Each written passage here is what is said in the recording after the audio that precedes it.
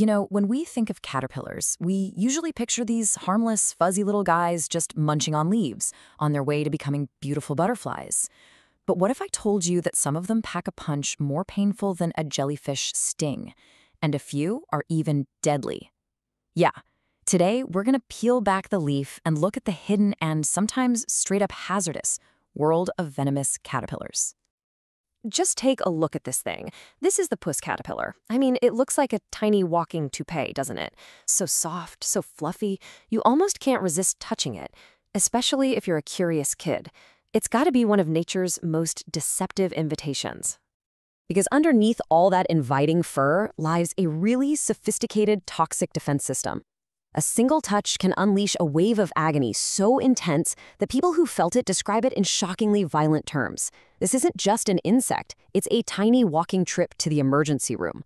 And believe it or not, it's just one of many. Okay, so to really understand what we're up against here, we need to get our terms straight. The reactions these little creatures cause aren't just your average bug bites. They actually fall into a very specific medical category.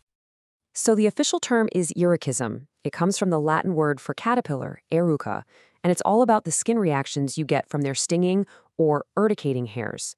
And these aren't just any old hairs. They're basically tiny, sophisticated venom delivery systems. It's the result of a long evolutionary arms race, where being a soft, slow-moving snack meant you had to develop some serious chemical defenses just to survive. Now, before you start giving every caterpillar the side eye, let's get some perspective.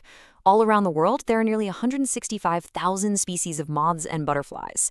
Out of all of those, only about 150 species are known to cause real medical problems for us humans. So it's a tiny fraction for sure, but their impact can be massive. All right, let's start with the most common kind of dangerous encounter. These caterpillars. They probably won't send you to the hospital with searing pain, but they can make you profoundly miserable with an itch you will never forget. So check these out. These are processionary caterpillars. They get their name from their famous habit of traveling in these long single-file lines, kind of like a tiny army on the march. But here's the crazy part. Their biggest threat isn't even from touching them directly. They can shed thousands of tiny, barbed hairs that become airborne, creating these invisible clouds of irritation that just drift on the wind. So, if you come into contact with these airborne hairs, your body triggers a major inflammatory response. Their venom has a protein called thaumatopoin, which basically tells your body's cells to release a huge flood of histamine. And the result? A crazy itchy rash, redness, swelling, and if those hairs get in your eyes, a really nasty case of conjunctivitis. For some people, it can even set off a full-blown allergic reaction. Okay, now we're leveling up. We're moving away from severe irritation and into the realm of pure, unadulterated pain. These are the caterpillars that make their presence known immediately and violently. And this brings us right back to that deceptively fluffy puss caterpillar we saw at the beginning. You can find this one in the southern United States, and it's considered one of the most toxic caterpillars in North America. That beautiful fur? It's a lie. It's hiding an entire arsenal of hollow, venom-filled spines. Now, what's really wild is the evidence a sting leaves behind. When you press against this thing, those spines inject venom, and the points of entry often create this very distinct grid-like pattern of bleeding spots on your skin. It's like a painful signature that perfectly matches the layout of the spines on the caterpillar's body. And the pain. Oh, the pain is legendary.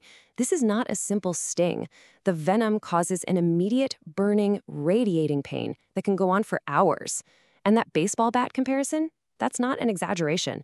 It's a description you hear over and over again from people unlucky enough to have touched one. The pain can be so bad it leads to nausea, headaches, even muscle spasms.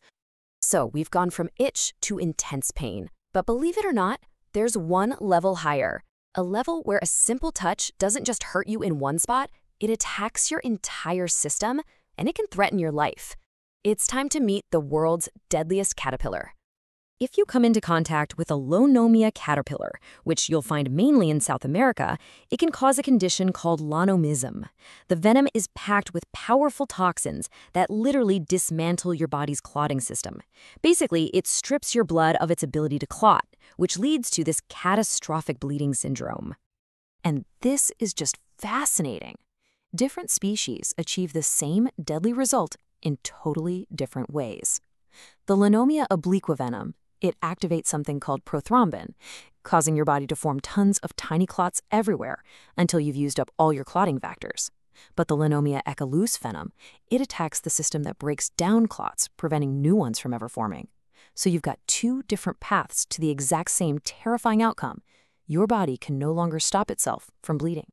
And if you're thinking this must be some super rare theoretical thing, it's not. Just look at these numbers from Brazil alone over an 18-year period. More than 60,000 reported cases and 33 confirmed deaths. The danger is very, very real, especially as things like deforestation push these caterpillars into closer contact with people.